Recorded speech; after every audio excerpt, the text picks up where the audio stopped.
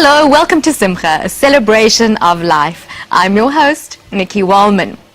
Why is it that the belief in Moshiach, or the Messiah, is included among the foundations of the Jewish faith? Obviously, the concept of Moshiach is important to Judaism. The Torah, or the Hebrew Bible, alludes to it in Deuteronomy 30 and Numbers 24, and the prophets are full of it. But how do we understand this concept of Moshiach, and just what does it represent to us as Jews?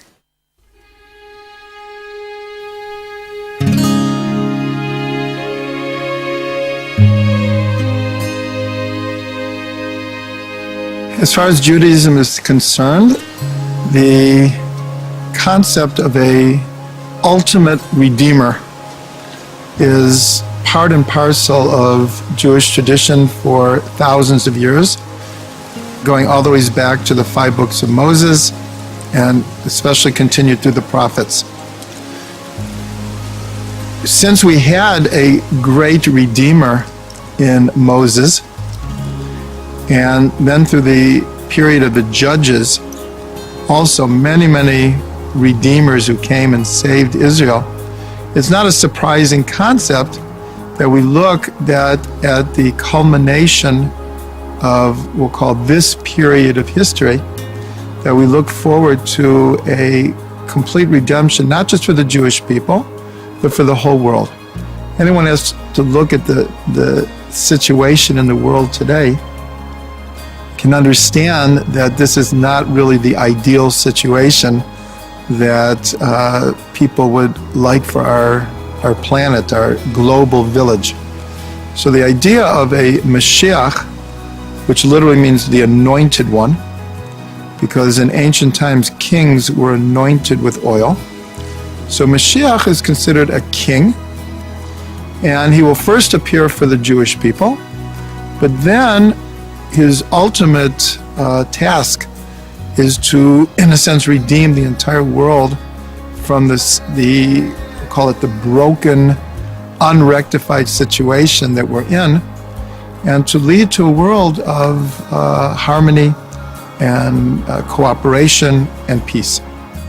There's something very special about the fact that we speak about it as the anticipating both Mashiach and the redemption, the Messiah and the redemption. Why are we waiting for the arrival of the Messiah? I mean, what's wrong with having just the redemption, the Geulah, the redemption of the entire world, of the Jewish people?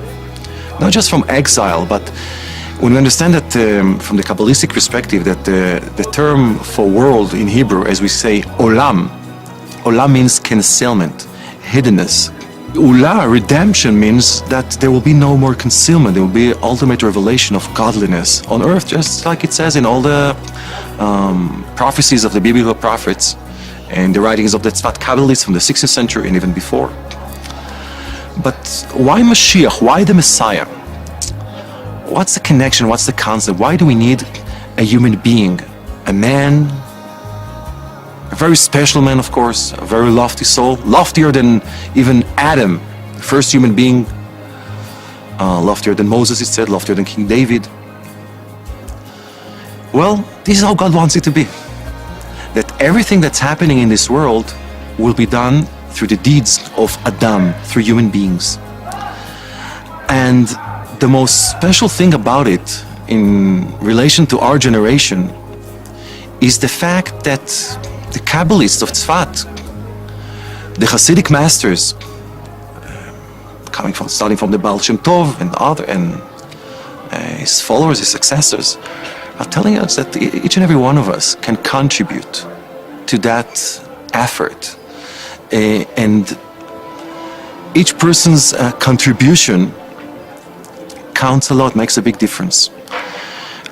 So this is the idea, to reveal the Mashiach and the redemption, the Messiah and the redemption, which is in each and every one of us. There's a spark of godliness inside of us that is waiting to be redeemed, to fully express himself through us, through acts of kindness, through the good deeds in this world, to bring light into this world and to bring illumination into this world, each person according to his maximum ability. That is a personal redemption, which leads to the redemption of the entire world. So Maimonides himself is the one that actually is giving us all the signs, because he is really the only source in Jewish tradition that discusses it and summarizes all the discussions of Kabbalah and Mishnah and the Talmud and the Midrashim and the biblical prophets, all that puzzle, right? All these full frame and sources and everything. He puts it together into the bottom line. And he gives us the signs of how to know who is the Messiah. Of course, it has to be a very lofty scholar of the Torah. It has to be a descendant of King David. He has to be a person who actually proved and demonstrated certain things, He will inspire all the world, to follow a spiritual path, and will have this impact on so many people, like perhaps no one ever before, and so on. And there are signs that actually Maimonides puts right down in a very clear way in his writings 800 years ago.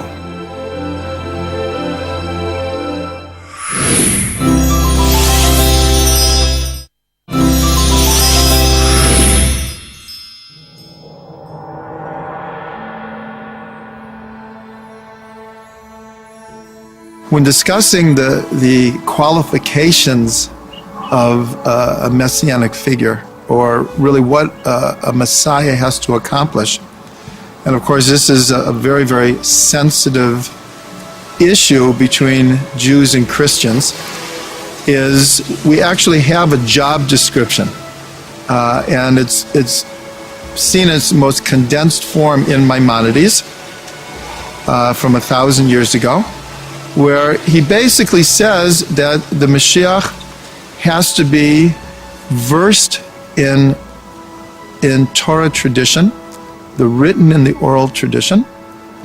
He will fight the final wars. He will gather the Jews from the four corners of the earth. Jerusalem will be rebuilt. He will rebuild the temple. And if someone accomplishes all of those things, then we can be sure that he's Messiah. Therefore, throughout history, many, many people have claimed to be the Messiah. And in fact, almost every few hundred years, there is what we call a false Messiah. But you just have to look at, did they accomplish what the job description is? So when people ask us why we haven't accepted other messianic figures, our answer is very simple.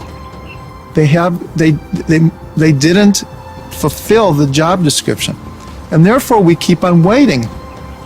As we mentioned in the beginning about the signs, this is one of the reasons, if you noticed, that the job description, many of these things are already happening. That's why there is this feeling, when we talked about the Messiah will gather the Jews from the four corners of the earth. Well, it's already happening. So the Messiah will finish the process. We're not there yet, but we're certainly on the way. Jerusalem is rebuilt, but we don't have a temple yet. Unfortunately, there seems to be wars every few years. Our tradition is that there'll be a final war, after which there'll be no more wars. So we're waiting for that time. Maimonides, the greatest Jewish philosopher and master of Jewish philosophy and Jewish law, of Kabbalah, was a doctor, a healer. So Maimonides summarizes his great halachic work, which is a Jewish law, writings of the Jewish law, called Mishneh Torah, Yad HaChazakah, by saying what the world will be like at this time. And he says that really those days when Mashiach will be revealed and there will be the building of the third temple, the eternal temple in the holy city of Jerusalem, the one which will stay forever, it said that people, all they'll be doing will be knowing the majesty of God, of godliness, understanding it, studying it, enjoying it. That's the most joyful thing to experience, to do, to wish for, to long for, even nowadays. But then it will be more like You know, when you desire for something, it's like love, you know, when you love someone, but yet that person, let's say, far from you, you know, so you desire to get close to him. It's like fiery love, you know, like fire, flames of fire. You feel in your heart, you want to get close to that person you love so much and just be with him. But once you're close to that person, once that time has come, like the redemption, and you feel the closeness of God very close to you. So in Kabbalah we learn it's like love which is compared to water, not like the fire with the water, something that gives you joy. And when you examine our behavior, you know, as human beings naturally, you know, from the behavioral perspective, you know, we always look for things to give us joy. We desire them, we think of them, we feel for them, we want to do them, we want to feel them and everything. So that's the most joyful thing for a human being really, is really to feel the closeness of God. Study it, understand it, be with it.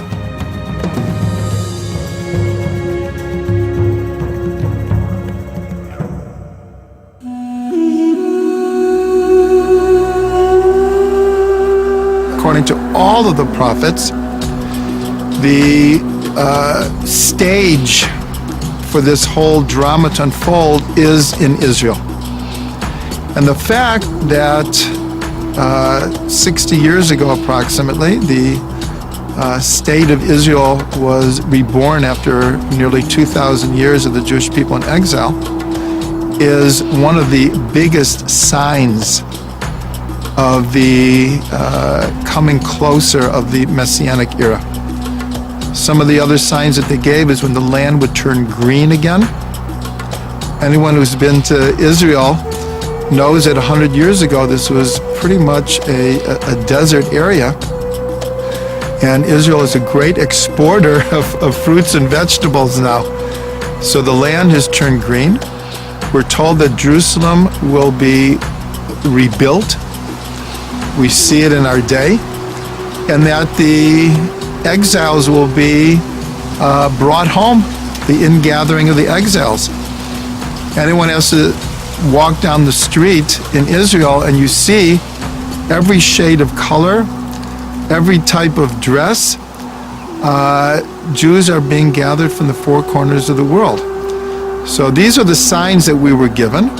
And because of what I said, most people consider that we are in what's called the footsteps of the Moshiach, in the era leading up to the final redemption, which could be tomorrow or next year or 100 years from now. No one knows, which makes this period of time we live in quite exciting, and also one very fraught with danger, because we're told that the time leading up to Moshiach could be very traumatic. It doesn't have to be, but it could be a very traumatic period. And if we look at the last 100 years in human history, it has definitely been a traumatic time.